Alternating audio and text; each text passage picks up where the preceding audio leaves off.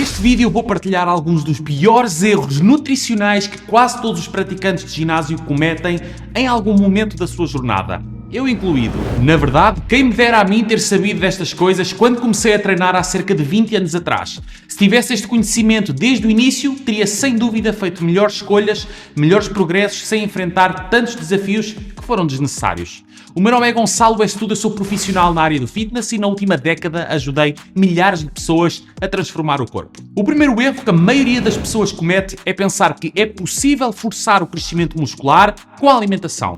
Não é possível. Muitas pessoas veem culturistas profissionais a consumir dietas com mais de 5.000 calorias e assumem que se também quiserem ganhar massa muscular precisam de comer muito mais. E até pode haver algum fundamento nisto para certos praticantes. Mas a realidade é que os relatos de fisiculturistas profissionais são muitas vezes pouco fiáveis. E isto acontece porque os fisiculturistas profissionais têm uma genética avantajada, treinam há mais de uma década e quase sempre recorrem a doses elevadas de esteroides anabolizantes. Por isso é difícil saber se os resultados deles vêm de facto de comerem muito para crescer ou de uma combinação de todos os outros fatores. Além disso, os estudos mostram consistentemente que quando se consome um grande excedente calórico, ganha-se proporcionalmente mais gordura que músculo, mesmo que se esteja a praticar treino de força. Este estudo de 2013 ilustra na perfeição o problema de um aumento de peso muito agressivo. Os investigadores dividiram 47 atletas experientes em dois grupos, um que seguia um grande excedente calórico e outro que seguia um excedente calórico mas menor. O grupo onde o excedente calórico foi muito grande acabou por consumir em média mais 621 calorias do que o grupo de excedente calórico menor. Ambos os grupos seguiram o mesmo programa de treino de força durante 10 semanas. E após esse período, o grupo com um grande excedente calórico ganhou mais peso, mas grande parte disso foi gordura. Apenas houve um ligeiro aumento na massa magra, mas que não foi estatisticamente significativo sequer. A principal diferença foi na quantidade de gordura ganha. O grupo com o grande excedente calórico ganhou significativamente mais gordura do que o grupo com o excedente calórico menor.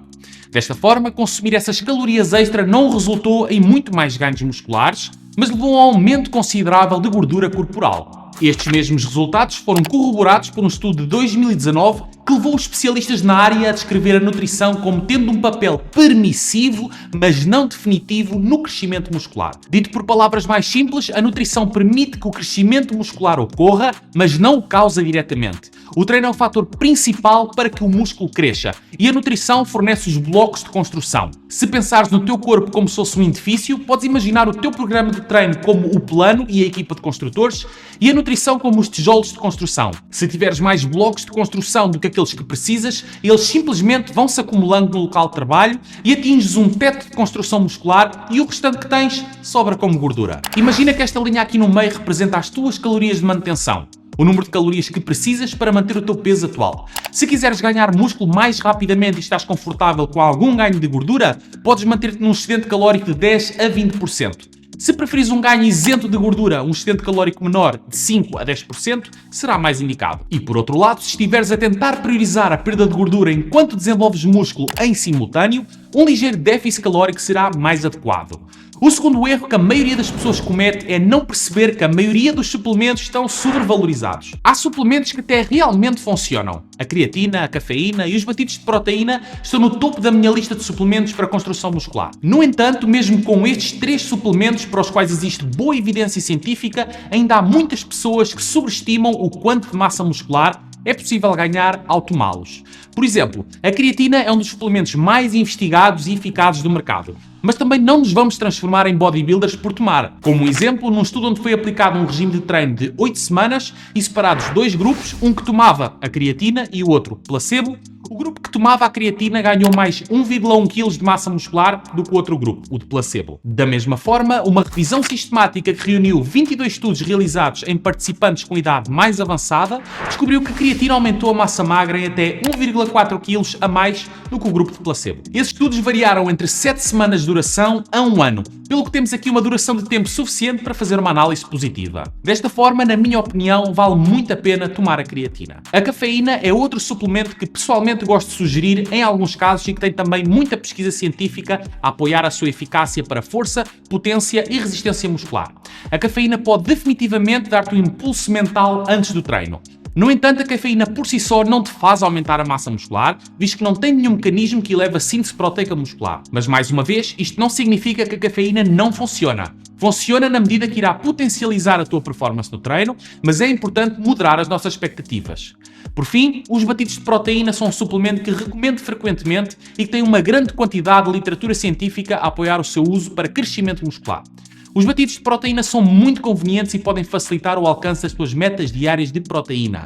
No entanto, se conseguires atingir as tuas metas de proteína apenas com alimentos ricos em proteína, adicionar batidos em proteína não vai adicionar mais ganhos. Assim, na minha opinião, os batidos de proteína oferecem uma opção muito prática para consumir proteína de alta qualidade, mas não são mágicos. São apenas uma opção prática, conveniente e de fácil uso. Uma vez mais, eu uso pessoalmente os 3 suplementos mencionados e recomendá-los-ia a qualquer praticante sério que possa incluí-los no seu orçamento. O terceiro erro que a maioria das pessoas comete é pensar que precisa de uma dieta super rica em proteínas para construir músculo, super valorizando o papel da proteína e menosprezando, na maioria das vezes, o papel dos hidratos. E confesso que eu próprio, antes de estudar este tema a fundo, há alguns anos costumava recomendar uma ingestão de proteína um pouco mais elevada daquilo que faço agora. Mas ajustei isso com base em novas pesquisas científicas que têm surgido. Muitas pessoas acreditam que se aumentarem drasticamente a ingestão de proteínas, o seu corpo será obrigado a construir mais músculos. Afinal, o músculo é feito de proteína, então quanto mais proteína comeres, mais músculo irás construir, certo? Isso faz todo o sentido de forma intuitiva, mas na realidade as pesquisas mostram que o efeito da proteína no crescimento muscular é muito menor do que o efeito do treino. Consumir proteína gera pequenos picos temporários na síntese de proteínas musculares, enquanto o treino provoca uma elevação muito mais prolongada e substancial. E isso é o verdadeiro motor do crescimento muscular. De acordo com as pesquisas mais recentes, a quantidade ideal de proteína para construir músculo em excedente calórico está entre 1,6 a 2,2 gramas por quilo de peso corporal por dia.